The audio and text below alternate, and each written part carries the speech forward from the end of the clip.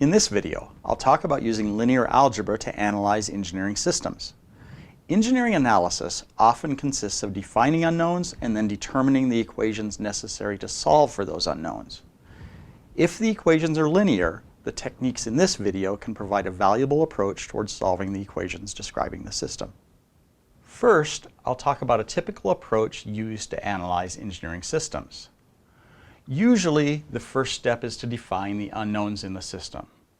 After defining variables, you'll want to write as many equations as you have unknowns. If these equations are independent, then they'll have what is called a unique solution, which means that there is only one solution.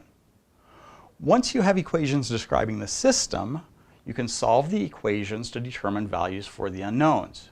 If you've done your job correctly, solving for the unknowns in the governing equation will provide the information necessary to solve your original engineering problem. All of the above is independent of the type of equations you're writing and how you solve them. However, if the equations are linear, you can analyze the system using techniques presented in this chapter. I'll talk about nonlinear systems later. For the moment, assume that all the equations we will be working with are linear. Linear systems of equations can be placed in matrix form. If we have the same number of equations as unknowns, the matrix form of the equations is a square matrix A times a vector of unknowns, x, is equal to a vector B.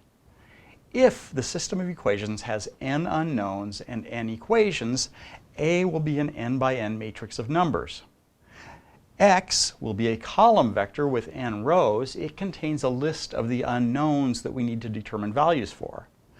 B is also a column vector with n rows containing numbers. Let's do an example to see how it works. In this example, I have a beam that's supported with a hinge on one end and a roller here. I'm applying a 100 Newton force straight down at this end of the beam. The first thing I need to do is define the unknowns and write the equations governing the system. This hinge can support forces in two directions. It will keep this end from moving either vertically or horizontally, but it won't keep the end from rotating. It's like a hinge on a door. You can rotate the door, but you can't move the door up, down, or sideways. I'll call this end point A, and I'll define two unknown forces in two directions. Fax will be the horizontal force, and Fay will be the vertical force at point A. The roller will support a vertical force, but not a horizontal force. This is similar to riding a skateboard. It'll hold you up, but it won't keep you from moving sideways. I'll call this point B, and I'll define a vertical force, Fby, at this point. The system has three unknowns, so next I need to write three equations to solve for those unknowns. Now I can write the equations governing the system.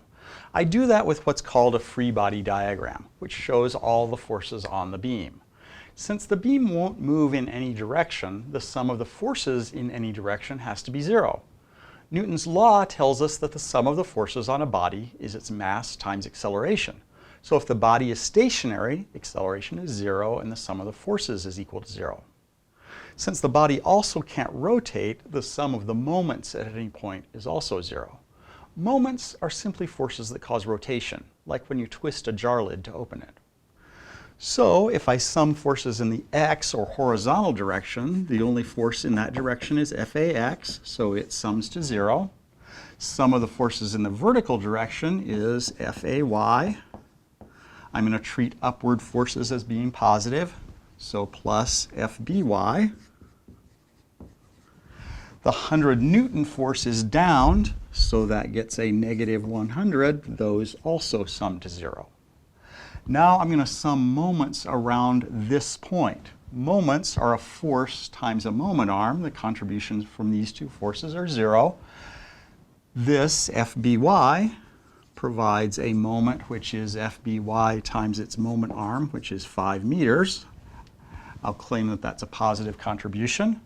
The 100 Newton force causes a moment in the opposite direction, so that's negative 100 newtons times its moment arm, which is 8 meters, sums to zero. Now I've got the equations. Next I'll put them in matrix form and solve them. Now that we've got the unknowns defined and the equations written, we can place them in a matrix. These are the equations governing the system. We want to use linear algebra techniques to solve the equations and find numerical values for the unknowns. This means that we need to write the equations in matrix form. Since there are 3 equations and 3 unknowns, this will be of the form of a 3 by 3 matrix A times a 3-element column vector X containing the list of unknowns is equal to a 3-element column vector B. The first thing I need to do is decide what order I want my variables to be in the X vector. I'm going to choose them to be in the order FAX, FAY, and FBY. This order doesn't really matter, but I need to decide what it is so that I know how to load the A and the B matrices. The first equation here is 1 times FAX is equal to 0. FAY and FBY don't show up in this equation. I can get rid of them by multiplying them by 0. So this is 1 times FAX plus 0 times FAY plus 0 times FBY is equal to 0. The second equation is 1 times FAY plus 1 times FBY is equal to 100. When I move this to the other side of the equation, it changes its sign.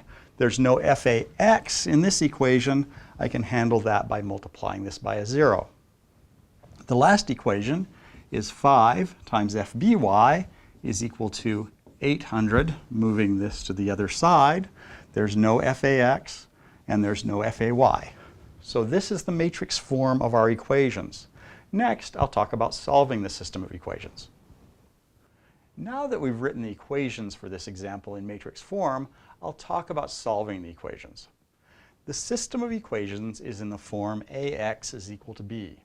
We can solve for the unknowns in the vector x if we pre-multiply both sides of this equation by A inverse. Since the inverse of A times A is the identity matrix, this becomes I times X is equal to A inverse times B. Since an identity matrix times a vector is just the vector, we can get our vector of unknowns by pre-multiplying B by the inverse of A. To do this with MATLAB, we can calculate an inverse using the INV command and then use a matrix multiply to take the product of A inverse and B. The same process can be done by creating the inverse by taking A to the -1 power. We can also use a backslash operator to perform a matrix division to find the vector x. Now let's use MATLAB to solve the equations in our example. First, I'll create the A and B matrices. A equals 1, 0, 0, semicolon, 0, 1, 1, semicolon, 0, 0, 5. And B equals 0, semicolon, 100, semicolon, 800. To solve for the unknowns, set x equals A backslash B. The result is 0, -60, 160. The first element of x is FAX, so FAX is equal to 0. FAY is the second element in the vector, so FAY equals -60. Finally, FBY is 160. Keep in mind that MATLAB doesn't know which element in the vector x corresponds to which unknown. We need to keep track of that ourselves. Checking results is important, and it's easy to do in this case. The first equation is just FAX equals 0, which agrees with MATLAB's result from solving the system of equations. Similarly, the third equation was 5 times FBY equals 800. This means that FBY is 800 over 5, or 160, which also agrees with the result MATLAB gave us. Finally, the second equation is FAY plus FBY equals 100. If we substitute FBY equals 160, this means that FAY is -60, which is exactly the result MATLAB gave us. It's unlikely that most problems we use MATLAB for will be as easy to solve by hand as this one, but it's important to take a look at the MATLAB results to make sure that they make sense in terms of the original equations. So far, we've learned a little bit about linear algebra, and we can use MATLAB to solve linear systems of equations. From a practical standpoint, this is probably all we really need to know, but there's one important topic that I haven't really touched on. That's how a matrix inverse is actually calculated.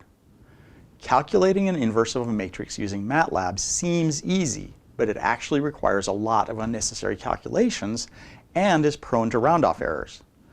There are much more efficient and accurate approaches to solving systems of equations. And in fact, when we use the backslash operator to solve systems of equations, we aren't actually calculating a matrix inverse. The next video will give a very brief overview of calculating matrix inverses, why that's bad from a numerical standpoint, and how the backslash operator gets around that problem.